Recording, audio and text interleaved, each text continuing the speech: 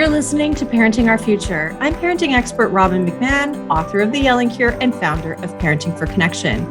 My podcast is all about providing you with the tools and solutions you need in all different areas of your parenting so you can create strong connections with your kids, get all the cooperation you want, and live a life that is full of joy and connection. And by the way, the tools and solutions that you're looking for in your parenting don't just live in each episode of my show, they're also in my free membership site, the Parent Toolbox, where you can access tools created by myself and my brilliant guests that cover everything from helping your kids to sleep, managing meltdowns, reducing overwhelm, to getting your kids to listen the first time, and so much more. Join the Parent Toolbox so you can download and use the tools that are ready on the site, and each week, a brand new tool is added. And of course, the best part is it's absolutely free to join and to stay in. You can go to www.parent-toolbox.com today. Now let's dive into this next episode of Parenting Our Future. Hi, everybody. Welcome back to Parenting Our Future. It's Robbin here, and we're going to talk about pressure. You know how they say pressure, if it wasn't for pressure, that a piece of coal wouldn't turn into a diamond. And I heard that all my life from my dad, that pressure is good. And I am here to talk about how it can be good and how it can be not so good when it comes to parenting and your kids. I have Dr. Chris Thurber here. He's a board-certified clinical psychologist, educator, author, and father with a BA from Harvard, and a PhD in child adolescent psychology from UCLA. He's an acclaimed keynote speaker, and he serves as a clinician and instructor at Phillips Executor Academy. Welcome, Dr. Chris Thurber. Welcome, welcome, welcome. Thank you, Robbin. Oh, it's great to be here. Yes. Now, you are the author of a book called The Unlikely Art of Parental Pressure, which That's is right. what we're here to talk about. So Woo! What made you write this book, first and foremost? Well, I think my co-author, Hank Weisinger, and I realized that for at least a century and a half, we've been asking the wrong question about parental pressure. We've been asking how much is too much. And the general recommendation is to dial back the amount of pressure if our kids are having problems. But what we realized in our research is that it's not the amount, it's the kind, it's the type of pressure. So the question we need to be asking is, how are we applying pressure, not how much pressure? Okay, how are we applying pressure, not how much? Okay. So let's talk about that because you talk about sort of a child-centered approach, right? What do you mean by that when you talk about that? Well, I think Hank and I believe that a child-centered approach, first of all, ensures that the expectations that parents are stating and generally the way that they're parenting their child is with respect to that child's individuality and what that child brings to the table. That means that, of course, parents are going to have tremendous influence on their child, especially when that child is young, based on their culture and their values. But parents should not be putting pressure on kids as a way of compensating for some deficit that the parent themselves feels that they have, or as a way of living vicariously through your child. So naturally, we live vicariously through our children in the sense that we can be very joyful about the things they accomplish. We can watch with great gratification their maturation and their good decision making. We can enjoy spending time with them and compare that to maybe some of the things that we liked or didn't like about our own relationships with our own parents. But this is not a way of using your child as a compensation for anything, but let them be an individual. Yeah.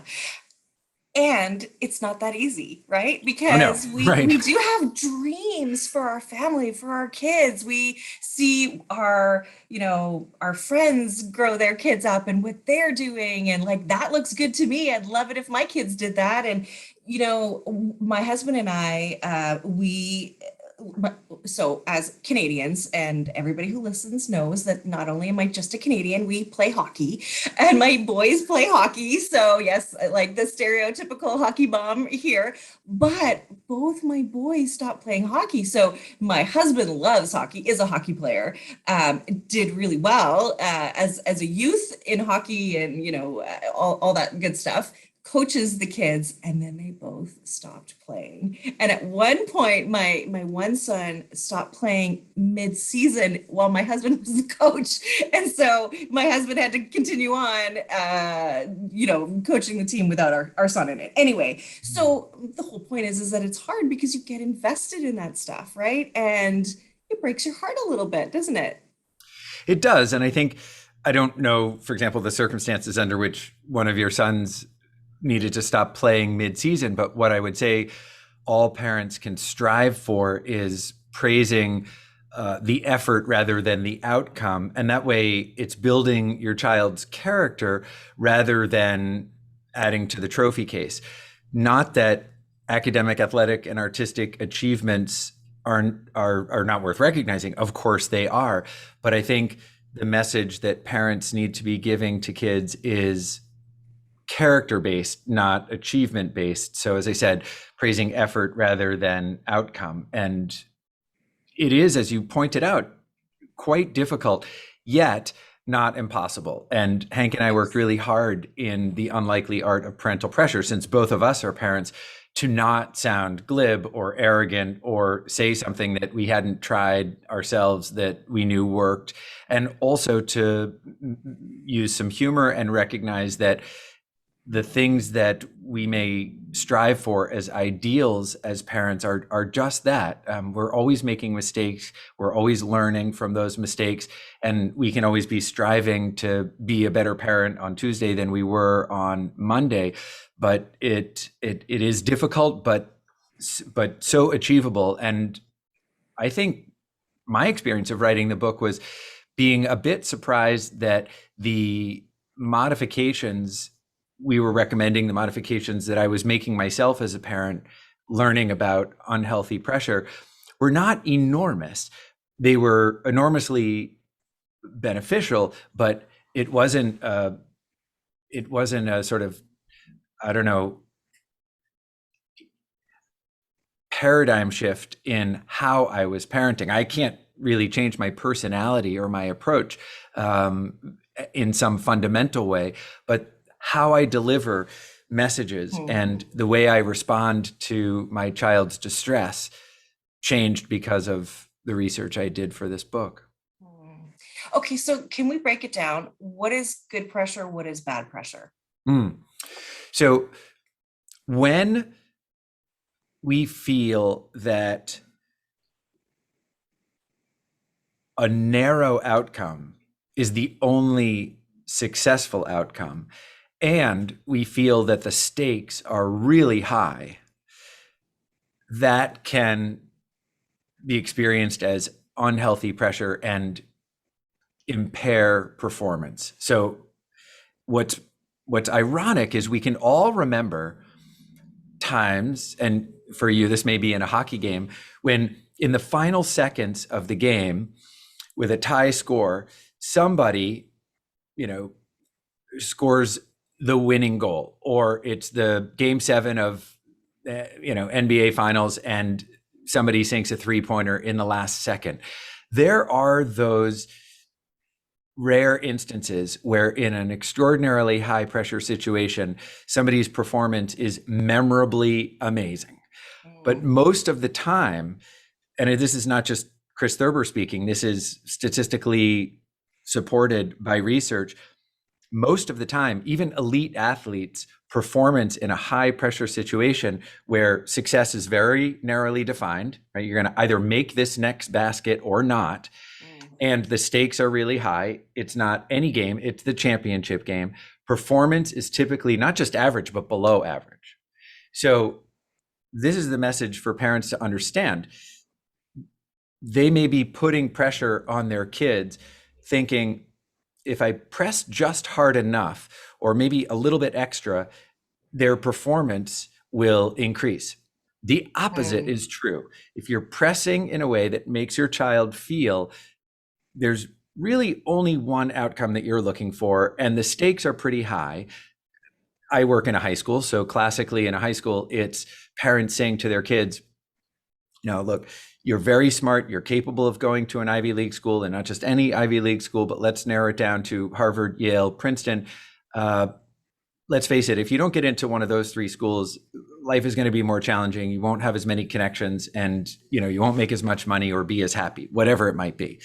And you would think to yourself, well, no parent would really say that. And I would say, after 23 years working in a high school, no parent would ever say that publicly. But they do say things like that to their kids. And it's not just about college, it's about other things as well. But a narrow definition of success and a very high stakes proposition actually results in a decrement in kids' performance. They will perform less well. They will be less motivated. They will be more likely to engage in unhealthy risks. Their grades will be lower on average. What you need to do instead, and now this is the second part of my answer, healthy pressure is when you say, there are a range of outcomes here that would be successful. And it's not about where you go, it's about what you do when you're there. And if we're talking about schools, there are so many different options that I think would be a good match for your interests and abilities. What's key is that you make as many of those options available to yourself as you can by working hard, putting forth your best effort in your different endeavors, academic and athletic and artistic. And I would just leave out the part about, where you go to school is going to determine the rest of your life, or something that is making that circumstance feel very high stakes. So when parents do express a range of what they consider to be successful, when they base it in effort, when they, are talking about the long-term benefits of some of their values, then kids know what those expectations are, but do not experience the sort of unhealthy pressure that impairs their performance. And the last thing I'll say is that, about in answer to your question, I often hear from parents when I tell them the title of the book, The Unlikely Art of Parental Pressure, they say, oh gosh, if one more person tells me I need to lower my standards because it's too much for kids to bear, I'm going to snap. And I say, well, you'll be happy to know that in the introduction of the book, we talk about the importance of maintaining your high standards and upholding those, but communicating them in a way that increases your child's mental health and performance. Mm-hmm.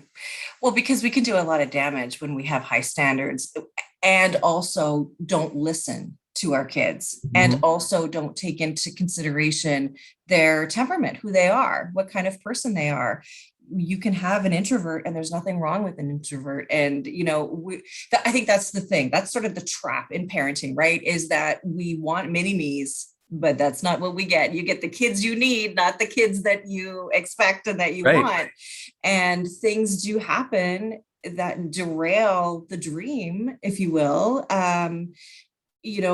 So I have two boys that both struggle with some mental health stuff, and which is what led to my son leaving hockey. And it's interesting though, because you can see when you are running your own agenda, how kids reject it altogether, right? Like if you say you have to play piano, but actually I really want to play the drums, but nope, you have to play piano, they'll reject piano altogether, right? And at some point your threats, your punishments even, are useless, right? Yeah. Because, and that's not what you want, right? And so what I hear you saying is bad, air quotes, bad pressure is you have to get this certain amount or it's failure.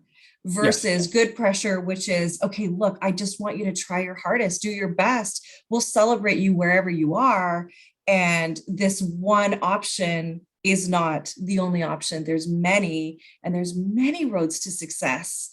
And we have to remember that our kids are beating with their own life force, and they have their whole life ahead of them, and it's their life to live, not ours, right? Very true. And if anyone, again, is confounding or what you and I are both saying, which is high standards are excellent. Why would you want to lower your standards for the people you love most in the world? You want them to achieve those high standards. Check and ask yourself, how am I communicating this? And what is the standard? It is really what I'm saying. you need to be a gold medalist, or you need to go to this or that school? Or is what I'm saying matters most to me how you treat other people, how you bounce back from adversity, what sorts of ways you're contributing to your friends and your community? I think, once again, parents can start with a little introspection about what is most important for them and what they want their child to become, rather than what would give them easy bragging rights. Yeah. So in other words, take a second and say, okay, what really is important to me? What are my values for my child? Is it A's at all costs? Therefore, you're in tutoring, you're in this, that, the other thing. Or is it, I want you to be a happy, healthy person, right? And that may mean some tutoring and some A's, and that's lovely. But first and foremost, your mental health, your physical health, your emotional health is top of mind. And of course, people who are in good physical and emotional health are the ones who achieve the most in life. So, isn't that the thing? Yeah.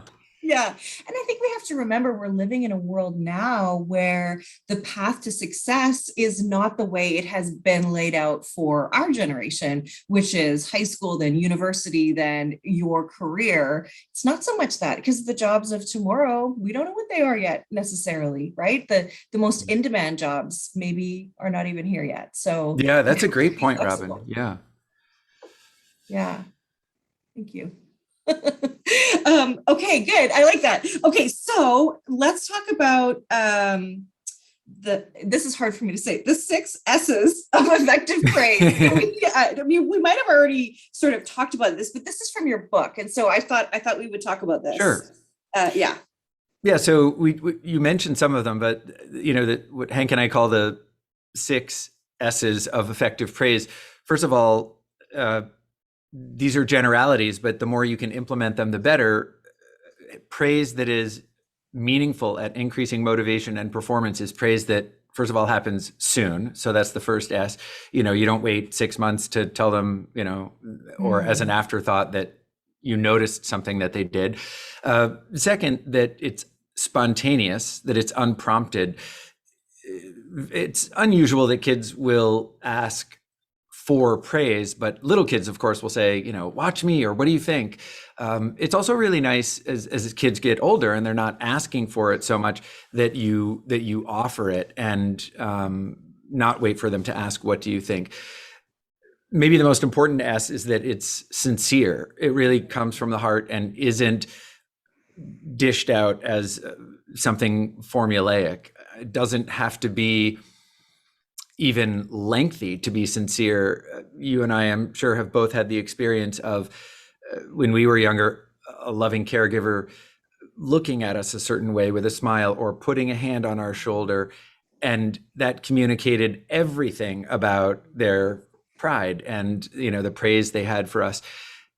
The next S would be that it's specific. So rather than saying great job, you say, the way you used your instep on that pass helped keep the ball on the ground, and that was what made it a wonderful assist. I think ultimately what led to your teammate being able to score that goal. The more specific you can be, the better. Kid comes home and shows you that they got 100 or a 90 or 18 out of 20 on a math test. If you say like, oh, that's awesome, you'd say, well, that's sincere, that's spontaneous, that's soon. Check. But if you look at it and say, oh, wow, okay, so 18 out of 20, that's fantastic. Even if you don't remember any of your high school math, which is the category I would put myself in, you're able to say, okay, just looking at this first problem and how you laid it out, I don't understand the math, but it's pretty clear that you went sequentially and that also led you to the right answer. Just the specificity is helping. Then the next S is that there's some striving. You're focusing, as we said earlier, on effort rather than outcome. So encouraging their perseverance, teaching tennis, for example, not focusing on whether the ball goes over the net or whether it's in or out of the court, if you're just working on, a forehand or putting topspin on, but instead like, that's good, carrying over the ball, let's see the follow through, that sort of thing, that it is, you're praising the process of, perseverance. And finally, that this is the S number 6, standalone, that praise not be a prelude to criticism. Oh, that was an amazing performance. You played that piece on your violin so well. I did notice that in the second movement there were a lot of notes that were out of tune, and you seemed to lose your way in the third movement or whatever it might be. yeah. If we are thinking, or sometimes it's the praise, criticism, praise sandwich, that somehow the way to offer constructive criticism is couched in praise. The things I don't like about that are that our kids are going to start to learn that praise isn't really praise. It is just a way of laying the groundwork for criticism. So it doesn't feel good. The other And they're going to assumption stop is listening. They're going to stop right, listening. exactly. Right? They won't hear the praise. You're exactly right. And I guess the other problem might be that they, the implication, if we have to couch criticism in layers of praise, is that our kids are too fragile to just hear the criticism. So as much as I believe in standalone praise, I also believe in standalone criticism of a constructive and, civil variety. But please don't have praise be your prelude to criticism. It doesn't mean that in the same conversation you can't offer praise and criticism, but please don't be formulaic and some of the time just offer praise. Yeah. I remember a friend of mine described it as kiss, kick, kiss. Oh, wow. Yeah. Ouch. Yeah. But you also don't want it to be like a little doggy treat. Like, here's a little doggy treat of praise, right? Like, yeah, no, right. It's got to be. And so, okay. So you said soon, spontaneous, sincere, specific, striving, and standalone. I love the standalone. I love it so much because there can't be a but or and next time do this, right? Mm-hmm, and also don't lock them in a car and on your way home from the game and tell them all the ways they did it wrong, right? And the thing is that we're also supposing that our kids don't already know that they had a rough game or whatever, right? They know we don't need to to do that. Here's the thing that I love so much about what you're talking about in your book too is unconditional love. I love it so much. Yeah. Can you talk about that a little bit? Yeah. I mean, I think that, Hank and I talk about these 8 transformations from harmful pressure to healthy pressure, and they're facets of the same concept that we've been talking about. This is one of them, that you're bringing up. It is a harmful kind of pressure to believe as a young person that, or as an adult, because we still, many of us are still blessed with parents who are still alive. The belief that our parents or primary caregivers esteem for us, how much they value us, how much they love us, is somehow related to our achievements, right? Is a very harmful and insidious kind of pressure. When I spoke earlier about small variations in how we communicate, I can give you an example related to unconditional love. So both of my boys, who are now 17 and 19, played the violin growing up. My wife is a musician, and to her credit, she never said to the boys, I love music, you should love music. They were around it enough to really begin to love it. And they picked instruments, violin, that she knew nothing about. So it really wasn't directed. It was really through exposure. But when the boys, and they started with Suzuki method, which you may have heard of, and that begins at a very basic level, but importantly includes public performance, even when kids can only play a few notes. The rationale being, one of the wonderful things about music is sharing it. And, you don't have to wait until you are, sitting first chair with Boston Symphony before you're worth listening to. You're worth listening to when you're 3.5 and you can play Row, Row, Row Your Boat. So even at a young age, what a lot of parents would do, and sort of a culturally congruent practice, would be to give the child in this case, a little cute bouquet of flowers when the performance was over. And I'm not talking about playing one song, but when you get done with a book, a dozen or so pieces in the Suzuki method, then you do a recital. Okay, fabulous. But we realized, and this wasn't right away, this was when our kids were, young teenagers, 12, 13.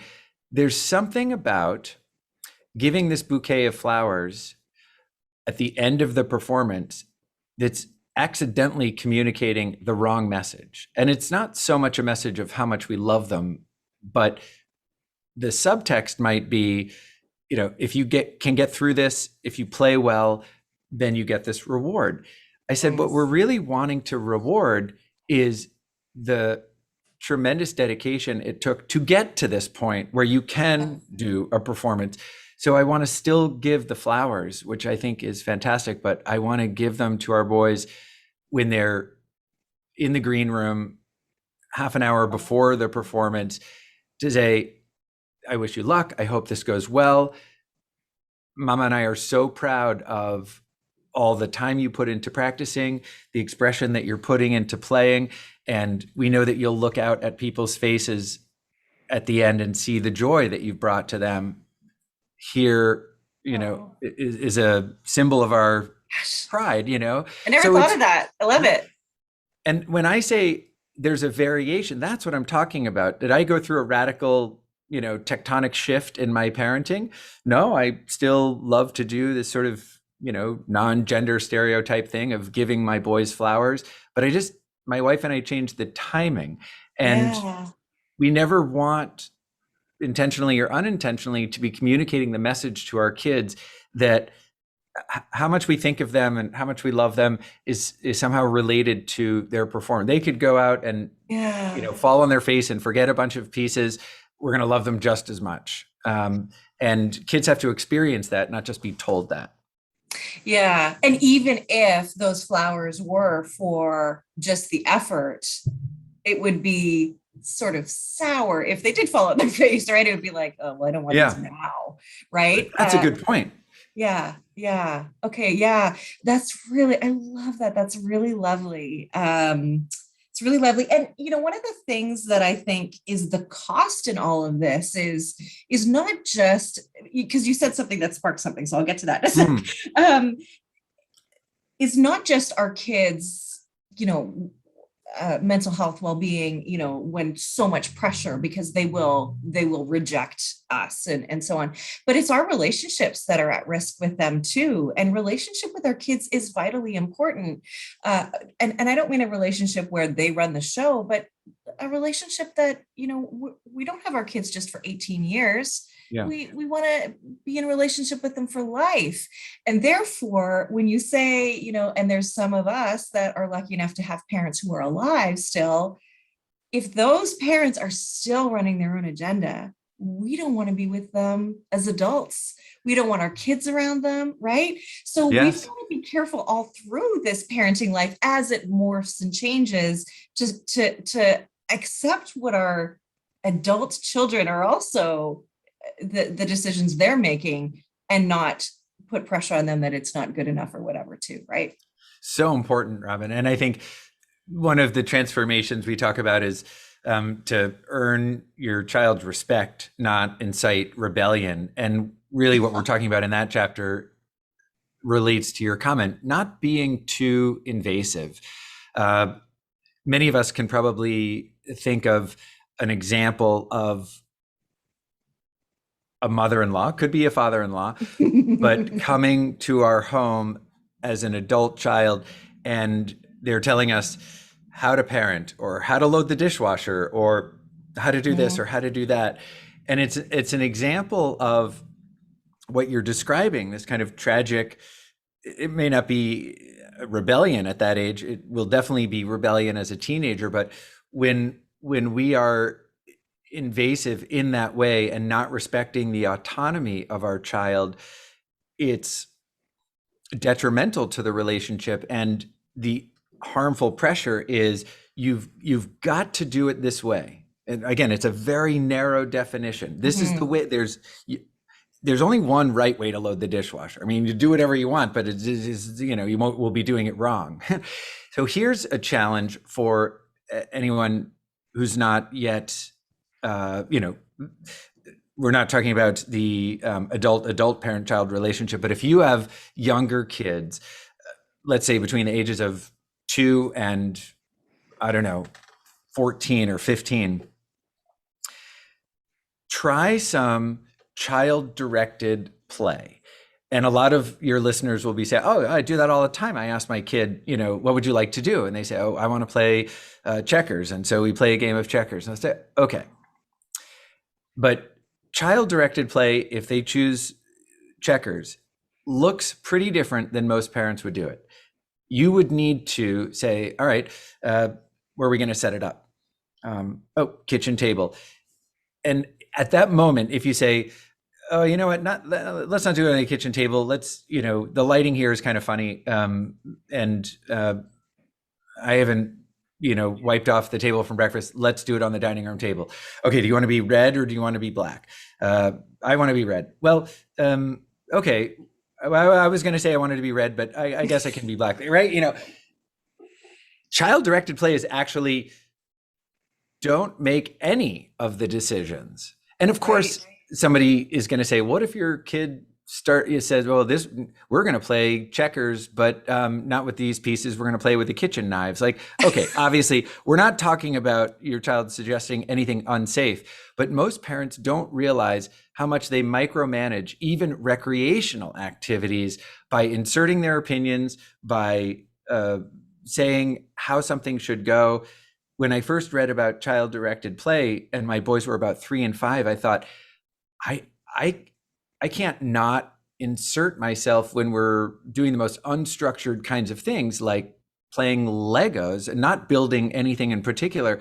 But I realized, I'm not traumatizing my children, but I think they would enjoy it even more and develop a healthy sense of agency if they got to choose what the game was or what the goal was. So that's a great challenge for parents. Yeah. Try to have some unstructured playtime with your kids where they make all of the decisions.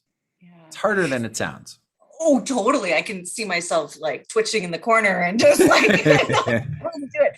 But what that shows your kids too, and I think the added benefit is that the big people in their lives who make all the decisions listen to me, and what I say is important to them, and they listen and they do it, and that makes me feel good. Yeah. And that's really beautiful. That is a road to connection, for kids, which is really beautiful, right? So I do that, try that. Yes, I love it. Even if you don't understand it, even if it seems weird. We want, like, I can see the Lego, right? Like as clear as day, like we kind of want to make sense out of it. No, I've got to make an animal. I've got to make a building. I've got to make, no, I could just, hey, it's free form, it's whatever, right? I would do things like hand them a different shaped piece and say, that would make a better windshield. Come on, Dad. Yeah. What was wrong with the other one? And again, none of these individually are traumatizing to kids, but if the pattern, as you said, is that grownups know better about everything, that's a harmful kind of pressure. Yeah. And they're already so powerless. Everything is decided for them, so let's give them some power. It's really good. So you're talking about these transformations, right? And you said there's 8 transformations. So one of them is the timing that you mentioned of the flowers, right? Can you give us an example of a couple more? Yeah, I think one of the best ones I could share that's easier to explain in this format is front-loading empathy. It's Oh, very okay. tempting as a parent when our child of any age comes to us in some kind of distress. They might be a toddler, they might be school age, they might be a teenager, or maybe this is your adult child, but they come to you, they're upset about something, something didn't go well. It is often the case that we respond with the best intentions by problem solving, right? Uh, Yeah. your child comes to you and says, I got a D minus on my English essay. And the first words out of our mouth are, well, you have to go back and talk with the teacher then about making a revision, or you'll certainly have to spend more time on the next essay, won't you? These are things, as you said earlier, that the child already knows, Mhm. and it is only going to be annoying to hear them repeated. What any person wants in almost all cases when they're experiencing distress and they're going to a trusted other person to express this is they want to feel understood. They want to feel connected. That child who just got the D minus on the English essay, needs to hear, wow, Mm. that's tough, or that's a lot lower than you expected, or that's disappointing, or that must make you angry, especially since you worked really hard on it. Mm. But here are the two pitfalls. Parents will sometimes conflate empathy with agreement. You do not need to Oh, agree yes, with what your 100%. child is feeling or thinking, and saying that you understand what they're thinking or feeling is not an endorsement.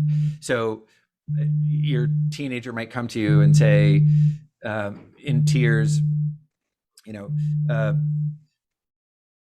Robbin just broke up with me. And if they were not particularly fond of Robbin, they might say, well, look, there's other fish in the sea. Or, well, I don't, Robbin never treated you that well anyway. Minimizing it, Yeah. or trying to, put some sort of sugar coating on it, because you don't want to say, oh, wow, that's like, you must be devastated, or I understand why you're so sad. Mm. We hesitate to do that because we think, I don't really like that person, or I didn't think they were great for my kid anyway. But that's not about that. It's about validating their experience. You can talk about whether you agree or disagree with the course of action that might follow, but we need to front load empathy. Mm. And then, as you pointed out, give our kids credit for what they might already know or understand. So don't let empathy be just the prelude to problem solving. Well, I understand why you're so upset, or that's shocking, but here's what you should do, because you will have just contaminated that empathy. Like, just Yeah. offer the empathy and let it sit there. And if you've mischaracterized how they're thinking or feeling, they'll correct you. They say, no, I'm not shocked or surprised. I'm angry, or no, I'm not angry. I'm really disappointed, or I'm jealous, or so there'll be that connection. And then I always like to ask kids, do you want some help thinking about like what to do next, or do you have that pretty much figured out? Give them Mhm. credit for being smart enough to have some ideas. Mhm. But in any case, recognize that when someone comes to you expressing distress, they want a connection, an emotional connection, before anything else. Yeah. Oh, it's beautiful, because the opposite of that is really making it about me, making it about the parent. Right. Oh, well, I never liked them anyway. Well, it's not actually about you. So that's Exactly. completely irrelevant, mom. Yeah. Yeah. Right. And so what you're saying, and it's also the last thing I want to hear is a lecture on what I should have done or whatever. Like, don't Right. give Right. me a lecture, please. And I know, like, we want to teach, right? We want to teach so bad, and we completely screw it up when we lecture, because I don't know the last time a lecture has actually ever worked Yeah. in changing behavior or creating new outcomes or whatever. But I hear you. It's really like, okay, and I always say, like, parenting isn't an emergency. Like, you got to, like, slow down for a second, because Mm. if your immediate response is to say, I hated her. I'm kind of happy, but you got to stop yourself. So like being aware and slowing down a little bit and saying, oh, like from your perspective, oh, Yeah. it must have been so hard. Tell me about it.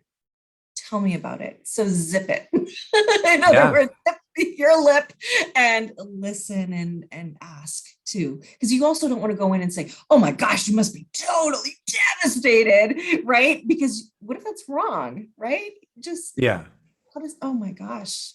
Yeah. Wow. Yeah. And you know what? When you do empathy right, you see the other person just sort of like, oh, thank you. Like, thank you for getting me, and doesn't that feel incredible when somebody gets you, like really gets you? It's amazing.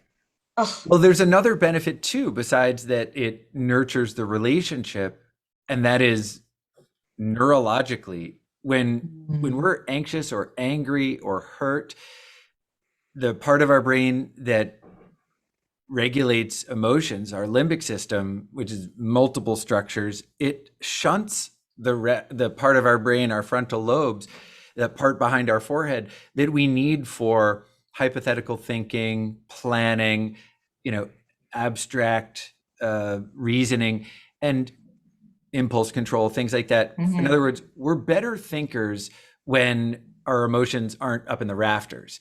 It doesn't mean eliminate emotion if you want to think clearly, but you do have to go from being very upset to less upset in order to let that rational part of your brain re-engage.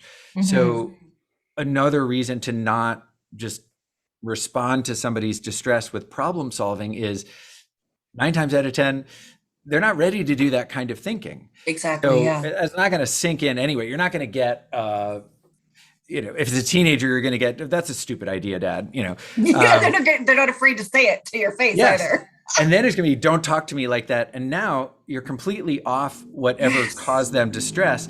And now you're having an argument about your communication. And that wasn't where either of you wanted to go. So empathy brings people down out of the rafters and allows them to do that next step. And as you said, sometimes you can be wrong. Another of the transformations is to question effectively. I loved what you said a few minutes ago. What I imagine that's horrible news, but I don't want to presume. Like, what are you going through right now? Which is an open-ended question. A closed-ended question like, are you going to find somebody else to take to prom? Has a yes or no answer. So that's what we mean by a closed-ended question. Not going to garner too much information. Open-ended questions invite more dialogue. What are you going through right now? Or, how did you handle the afternoon?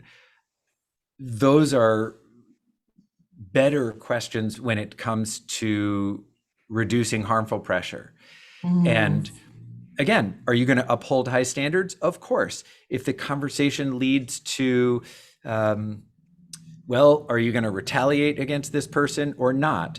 Your high standards for your child's social behavior are just as high as they ever were. And it's a conversation about being, responding to a disappointment with grace, or not, retaliating, being, socially aggressive, whatever it might be.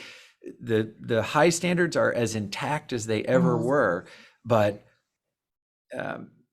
again, to your point, it's about that child's development. You might have been really looking forward to taking pictures of, your child all dressed up with their date on the way to prom. And suddenly if you make it about yourself, like, oh, there were going to be those cool pictures, or we were going to have this party, or you've missed an opportunity. And the harmful pressure is that you're communicating to your child what was really important to you was going to be those pictures, or talking to the other parents at the party. Again, like we get back to sort of bragging rights or appearances when that's not really important. Not fair either, right? Because again, you're making it about you, right? Like the most important thing about your grad is my experience of it, actually. Right. Oh, wait, it's your grad. Oh, I forgot. Oh, right. Okay. Let's just dial that back for a second. But that's a relationship destroyer too, because your kids aren't dumb, especially as they get into teenagehood. And they call you on it pretty regularly, as mine definitely do. And yeah, it's just, you don't want that to be the memory. Well, mom totally screwed it up for me. Yeah, I remember prom. Mom was, she was crazy or whatever, right? So, I think this is so lovely. And look, all we want is to build strong relationships with our kids. Really, I think what you're saying is what I say is relationship first, right? Doesn't mean you don't have standards. And if they can't meet the standard, then I think you ask why. You ask yourself why. Okay, why do I have the standard? Is this standard out of alignment with a bunch of whatever things, filters, different things? Child, their temperament. And why can my child not do it? Is something else going on for them? So you just have to ask why and be open to the answer, I think, too, right? So it takes just a lot of growth and maturity to be a parent. And we often go into it not realizing all of that stuff. And so it's people like you and your partner who wrote this book, the work that I do, we're here to sort of bridge that gap and let people know, this is what really matters to our kids. This is what matters. In life. This is what makes good people who thrive in tomorrow's world, which is what this is all about, right? Amen. Yes. Yeah. So the book is The Unlikely Art of Parental Pressure. You and, you're calling Hank. Hank Weisinger. Yes. Weisinger, yes. Both doctors, both psychologists, and have written this beautiful book. Thank you so much. Where can people get the book? So the book is available on Amazon throughout North America at your local bookseller.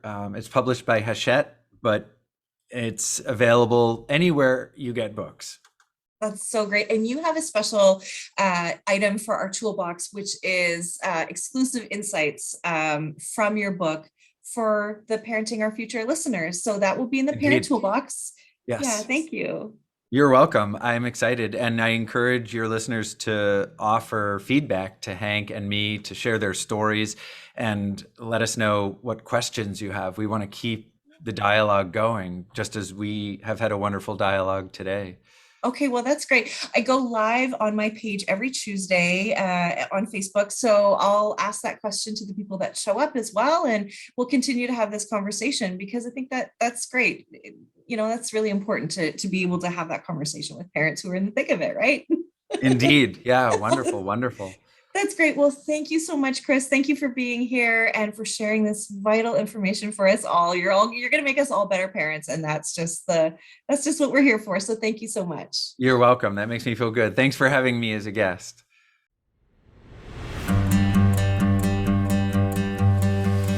Thank you for listening to this edition of my podcast, Parenting Our Future. I'm parent coach Robbin McManne, and if you're enjoying this podcast, please share it with someone who you think might also need to hear this message. And don't forget to subscribe, and if you like my work, I would be grateful if you gave me a 5-star rating. For those of you who like my content and want more, visit me at yellingcurebook.com to get your copy of my book and to find other resources to help you. Until next time, I am wishing you and your family peace and connection.